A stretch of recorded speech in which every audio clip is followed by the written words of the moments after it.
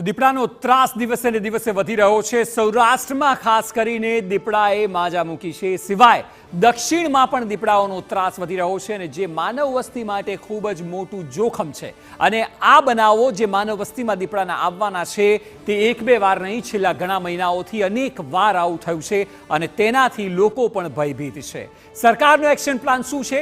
તો point number 1, સુરતની 7 one રેન્જમાં સર્વે કરવામાં આવશે। કારણ કે પહેલો તબક્કો એ છે કે ત્યાં સર્વે કરવામાં આવે અને સર્વે કરાશે તો જ ખ્યાલ આવશે કે સર્વે બાદ અભયારણ્ય તરીકે જાહેર કરવું કે નહીં, જે જાહેર કરવામાં આવશે। પરંતુ સરકારનો પ્લાન જે છે તે મેં આપને બતાવી રહ્યા છે। સિવાય ઉમરપાડા, વડપાડા, માંડવી, ઉત્તર અને દક્ષિણ ગુજરાતમાં પણ સર્વે કરવામાં આવશે। એટલે આ દક્ષિણ ગુજરાતના જ વિસ્તારો છે કે જેમાં સર્વે થશે। ખેરવાડા, તાપ્તી અને વાજપુરના જંગલમાં પણ સર્વે થશે।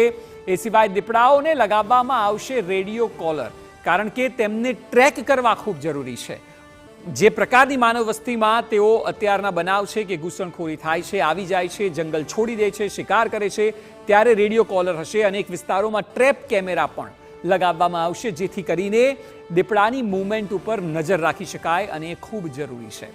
જે આક્રમક દીપડાઓનો સામનો કરવા માટે ટ્રાન્ક્વિલાઇઝર ગન ખરીદાશે। એ ગન દીપડા પર ચલાવવાથી તે આક્રમક હોય તો ઢળી પડે છે અને બેભાન પણ થાય છે। એ સિવાય સરકારે મહત્વનો નિર્ણય એ લીધો છે, જે એક્શન પ્લાનમાં છે, તે તાલુકા દીઠ દક્ષિણમાં તાલુકા દીઠ 10 પાંજરા ખરીદવામાં આવશે, જેથી કરીને કોઈ પણ પ્રકારનું જોખમ વધી ન જાય। એ સિવાય સુરત અને વલસાડમાં 2 નવા બચાવ કેન્દ્રો બનાવવામાં આવશે, જે સતત દીપડાના મોનિટરિંગ બાદ જે નુકસાન છે તેના ઉપર કામ કરશે। એટલે ઓવરઓલ સરકાર પણ જે છે તે હવે આ મામલાને લઈને ગંભીર દેખાઈ રહી છે। આ એક્શન પ્લાન છે, પેપરનો પ્લાન ખરેખર અમલમાં ક્યારે આવે છે તે જોવું રહ્યું। આશા